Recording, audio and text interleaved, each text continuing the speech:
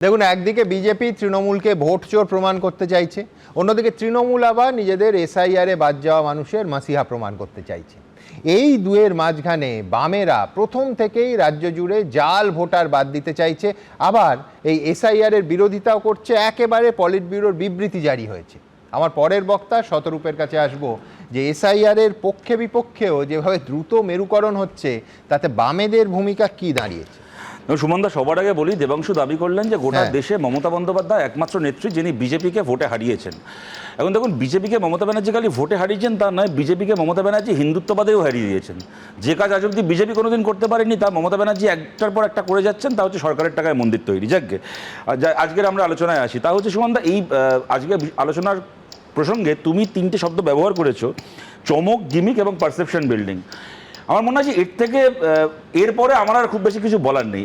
Exactly এটাই হচ্ছে ঘটনা। এই যেটা আমরা দেখছি, এটা হচ্ছে একটা চমকের রাজনীতি, গিমিকের রাজনীতি, পারসেপশন বিল্ডিংয়ের চেষ্টা। তার জন্য মমতা ব্যানার্জিকে দোষও দিচ্ছি না। একজন রাজনৈতিক নেত্রী, তিনি চেষ্টা করবেনই তার মতো করে পারসেপশন তৈরি করতে, এটা কোনো অন্যায় বা অপরাধ নয়। কিন্তু তার থেকে বেশি এই সমস্ত চিঠি চাপাটিকে সিরিয়াসলি নেওয়ার কোনো কারণ আছে বলে মনে হয় না। এই কারণে না, আপনি আজকে চিঠি দিয়ে বলছেন এসআইআর বন্ধ করতে। আরে পশ্চিমবাংলা এসআইআরটা হচ্ছে কীভাবে তাই তো বুঝতে পারছি না।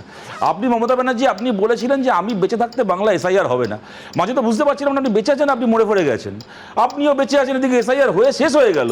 আপনি বলেছিলেন যে আপনি থাকতে বাংলা এসআইআর হবে না, আর আপনার দলের একটার পর একটা, মদন মিত্র থেকে শুরু করে চন্দ্রিমা ভট্টাচার্য, আপনার দলের একটার পর এক নেতা, এমএলএ, মন্ত্রী, তারা বাড়িতে বিএলও আসছে, বিএলওদের থেকে এসআইআর এর ফর্ম নিয়ে বিএলওর সঙ্গে ছবি তুলে ফেসবুকে পোস্ট করছে।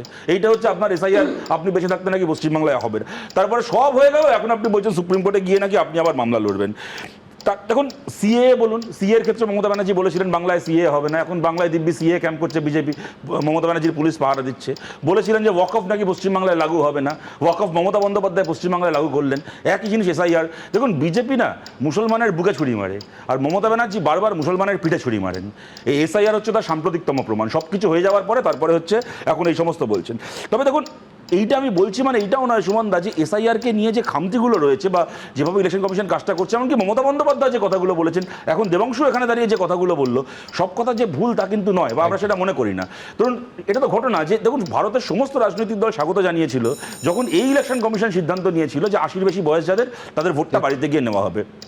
তা যদি করা যায়, তাহলে হিয়ারিংয়ে যাদের ডাক পড়লো, তাদের হিয়ারিংটাই বা 80-র বেশি বয়স যাদের, বাড়িতে গিয়ে কেন শুরু থেকে করা হলো না? ভোট তো সবাই দেয়, হিয়ারিংয়ে তো কয়েকজনের ডাক পড়ে, অনেক সহজে কাজটা করা যেত। সমালোচনা হওয়ার পরে, দাবি ওঠার পরে, সংবাদ মাধ্যম এটাকে নিয়ে খবর করার পরে চালু করলেন, কিন্তু তার মধ্যে কিছু মানুষের হয়রানি হলো, অনেক একজন দুজন মানুষের ফেরত দেওয়া যাবে না। সুতরাং এই প্রশ্ন তো ভ্যালিড প্রশ্ন, কেন বিএলএ থাকতে পারবে না? আপনি বাড়ি বাড়ি গিয়ে যখন এসআইআর ফর্ম ফিল আপ করাচ্ছেন তখন বিএলএ থাকবে, কিন্তু হিয়ারিংয়ে যাদেরকে ডাকছেন সেখানে বিএলএ থাকতে পারবে না। এবং দেবাংশু এটা সঠিক কথা বললো যে আপনি ডকুমেন্ট জমা নিচ্ছেন, আমি ডকুমেন্টটা দিয়ে এলাম, আমায় কোনো তার কোনো একটা মানে রসিদ দেওয়া হলো না, একটা রিসিপ্ট কপি দেওয়া হলো না। আপনি কালকে বলবেন যে না, আমার এই ডকুমেন্ট জমা পড়েনি, আমার তখন হাতে আমার থাকবে এটা কি?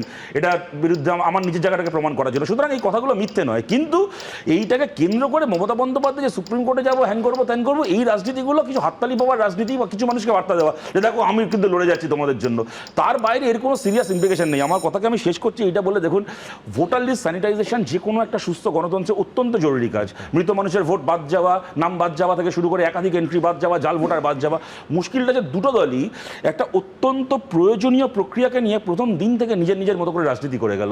এ বলে গেল 1.5 কোটি লোকের নাম বাদ যাবে, রোহিঙ্গা মুসলমান কাঁধে করে বাংলাদেশ ফেলে দিয়ে আসবো, আর এ বলে গেল কোনো চিন্তা করো না, আমি আছি, একটা লোকের নাম বাদ যাবে না, সব আমি বুঝে নেব। সুতরাং এইটা না হলেই ভালো হতো। আমি সবশেষে আমি একটা সেন্টেন্স খালি বলছি, দেবাংশু একটা খুব ভালো প্রস্তাব দিয়েছে যে কালীগঞ্জের ভোটের আগে যেটা করা হয়েছিল, কেন এক্ষেত্রেও সমস্ত ভোটের আগে সেটা করা হবে না? ভাই দেবাংশু, কালীগঞ্জের ভোটের পরে তোমরা যেটা করলে সেটা আবার সব ক্ষেত্রে করবে না তো? একটা 9 বছরের বাচ্চা মেয়েকে বিজয় মিছিল করার নাম করে শরীরে টিপ করে সকেট বোম ছুড়ে মেরে ফেললে তামান্নাকে, কালীগঞ্জের ভোটের পরে তোমরা যেটা করেছিলে সেটা বারবার করবে না তো? দেবাংশু, দেখুন, প্রথমত একটা কথা বলি, সিপিএমের মুশকিলটা হচ্ছে পশ্চিমবঙ্গে এই মুহূর্তে ইরেলিভেন্ট হওয়ার সাথে সাথে বাকি অনেকগুলো রাজ্যেও তো, কিন্তু তার সত্ত্বেও আপনি যদি দেখেন, ধরুন এই মুসলমানদের পিঠে ছুরি মারা ইত্যাদি ইত্যাদি কথা বলছিল, তাই হুমায়ুন কবিরের সাথে জোটফোট হবে শুনছি, যাই বলতেই পারে, মোহাম্মদ সেলিম ফন্টন করছে।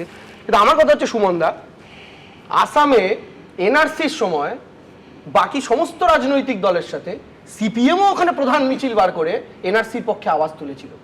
তো যে সিপিএম আসামে এনআরসির পক্ষে আওয়াজ তোলে তারা বাংলায় এনআরসির বিরোধিতা করে। আমরা তো আসামেও বিরোধী, বাংলাতেও বিরোধী। তো সিপিএম এর বিচারিতা তো ওখানে তো এনআরসি করেছে, যে এনআরসি সরাসরি বাংলা ভাষাভাষীর মানুষদেরকে তুলে তুলে বাংলা থেকে বা ভারতবর্ষ থেকে বার করার কৌশল করেছে। আসামে সিপিএম এর এনআরসির পক্ষে যে মিছিলটার ছবি দেখানো হয়, সেটা এই এনআরসি বিজেপি সরকার এসে এনআরসিটা করার বহু আগের এনআরসি নিয়ে ওখানকার আসামের মিছিল। কেন আসামে যে সময় এনআরসির প্রস্তাব রাজীব গান্ধী এবং পরবর্তীকালে ওখানকার সরকার করেছিল, তার কারণটা হচ্ছে আসামে বছরের পর বছর ওখানকার অবৈধ ইনফিল্ট্রেশনের ফলে একটা ডেমোগ্রাফিক চেঞ্জ থেকে শুরু করে বিভিন্ন অভিযোগ আসামের মানুষের কাছ থেকে উঠে এসেছিল। কিন্তু বিজেপি পরবর্তীকালে এনআরসিটাকে কেন্দ্র করে যেরকমভাবে হিন্দু মুসলমানের রাজনীতি প্রথমে করার চেষ্টা করলো এবং পরবর্তীকালে বাংলায় যেটা করেছে ওখানে আসামেও তাই হলো, মানে মুসলমানকে তার উপর নাম করে 12 লাখ হিন্দুকে ডিটেনশন ক্যাম্পে পাঠিয়ে দিল। তার বিরোধিতা আসাম সহ গোটা ভারতে সিপিআইএম করেছে, ঠিক যেমন অন্য দলও করেছে। কিন্তু আমি দেবাংশুর কাছে খুব স্পেসিফিক প্রশ্ন করেছিলাম, আমি তোমার শেষ করার জন্য অপেক্ষা করেছি, তুমি এটা অপেক্ষা করো। স্পেসিফিক প্রশ্ন করেছিলাম যে মমতা বন্দ্যোপাধ্যায় বলেছিলেন পশ্চিমবাংলায় আমি ওয়াকফের বিরুদ্ধে এমনকি মিটিং মিছিলও করতে দেবো না, কেননা বাংলায় ওয়াকফ লাগু হবে না। মমতা বন্দ্যোপাধ্যায় কেন নভেম্বর মাসের শেষে এসে নোটিফিকেশন ইস্যু করলেন বাংলায় যে 5ই ডিসেম্বরের মধ্যে পশ্চিমবাংলায় ওয়াকফ লাগু হয়ে যাচ্ছে, ওয়াকফের সংশোধনী লাগু হয়ে যাচ্ছে? স্পেসিফিক প্রশ্ন করেছিলাম, স্পেসিফিক উত্তর চাই। আমরা শুধুমাত্র না রাজনৈতিক লড়াইতে থাকি না, আমরা আইনি লড়াই, রাজনৈতিক লড়াই দুটো ক্ষেত্রেই থাকি। এটা শুধুমাত্র ওয়াকফ বা এসআইআর নিয়ে নয়, একদম শুরু থেকে যদি দেখো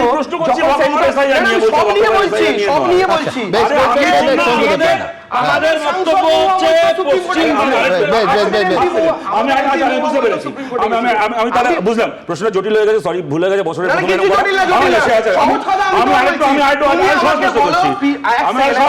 তুমি আমাকে বলো আসামের এনআরসির সমর্থনে রাজীব গান্ধীর সাপোর্টে যে মিছিলটা বার করেছিলে তার সাথে পরের এনআরসির সম্পর্কটা কি? আমি আমার উত্তরটা কিন্তু দেওয়ার পরে তোমায় প্রশ্ন করলাম, তুমি আমার প্রশ্ন শুনে বলে দিলে আমাকে অন্যটা কথা বলো। আমি একটা কথা জিজ্ঞেস করছি, আমি জিজ্ঞেস করছি, ঠিক আছে আমি আমার প্রশ্ন ফিরিয়ে নিচ্ছি। আমি আরো সহজ প্রশ্ন করছি, যেটা এর আগে করলাম। মমতা ব্যানার্জি বলেছিলেন আমি বেঁচে থাকতে বাংলা এসআইআর হবে না। উনি বেঁচে আছেন না মরে গেছেন? মমতা বন্দ্যোপাধ্যায় শুধু বেঁচে নেই, তৃণমূল কংগ্রেসের প্রত্যেকটা বেঁচে আছে। তোমরা জ্ঞান দিয়ে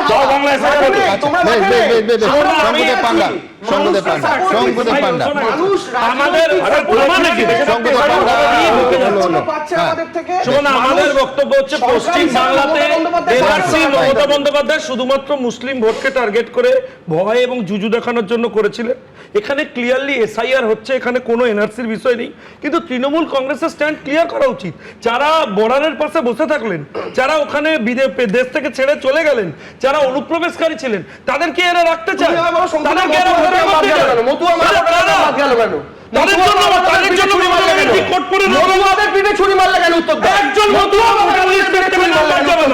উত্তর দাও।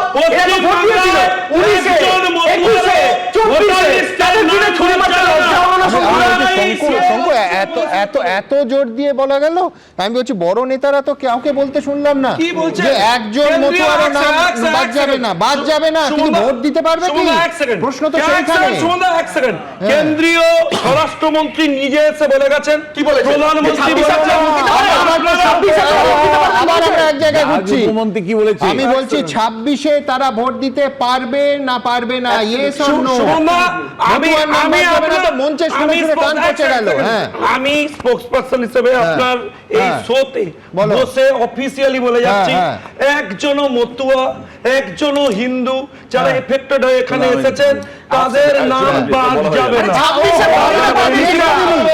খুব মজা। আমি জিজ্ঞেস করেছি 26-এ সে ভোট দিতে পারবে না পারবে না? ভোটে পার্টিসিপেট করবেন, অ্যাপ্লাই করলেই পারবে, অ্যাপ্লাই করলেই পারবে। সুপ্রিম কোর্ট বলেছে অ্যাপ্লাই আমি ইন্টারেস্ট করি, দুটো কথা বলছি। প্রথম কথা, এটা আমার কোনো কথা না, আমি জাস্ট দুটো লাইন শোনাচ্ছি, দুটোই শান্তনু ঠাকুরের বক্তব্য। এক, যদি আপনাদের নামটা এখন বাদ চলেও যায়, পরে আবার ঢুকে যাবে। দুই, কি 4 লাখ না 5 লাখ, 1 সেকেন্ড, 4 লাখ না 5 লাখ না 10 লাখ কত মুসলমানের নাম বাদ যাওয়ার জন্য যদি 1 লাখ মতুয়ার নাম বাদ যায়, তাহলে এইটুকু আমাদেরকে মেনে নিতে হবে। এই দুটো কথা শান্তনু ঠাকুরের কথা, আমার কথা নয়। রিপ্লাই করার তাহলে শান্তনু ঠাকুর করবেন। এবং 3 নম্বর কথা, যেটা শঙ্কুদা বললো, কথাটা একদম টেকনিক্যালি ঠিক হয়, তারপর লয়ার ডিগ্রি ফিগ্রি দেখিয়েছে, সুতরাং এমন কোনো বেআইনি কথা বলতেই পারে না ও। যেটা যে এসআইআর এর সঙ্গে এনআরসির কোনো সম্পর্ক নেই, কি দেশ থেকে কাউকে বার করে দেওয়ার কোনো সম্পর্ক নেই, সঠিক কথা। কিন্তু শুভেন্দু অধিকারীকে আমরা দিনের পর দিন বলতে শুনেছি এসআইআর হবে, 1,20,00,000 মুসলমানকে কাঁধে করে বাংলাদেশ পাঠিয়ে দেওয়া হবে। এবং আমি কোট করছি, ডিলিট, ডিভোটার, ডিপোর্ট। এই এবিপি আনন্দে এই ঘন্টাঘাটের সঙ্গে সঙ্গে বসে আমরা আলোচনা করেছি। দুটো প্রশ্ন আছে। ডিলিট ডিভোট আর ডিপোর্ট শুভেন্দু অধিকারী বলেছিলেন। এবিপি আনন্দ এগিয়ে থাকে, এগিয়ে রাখে।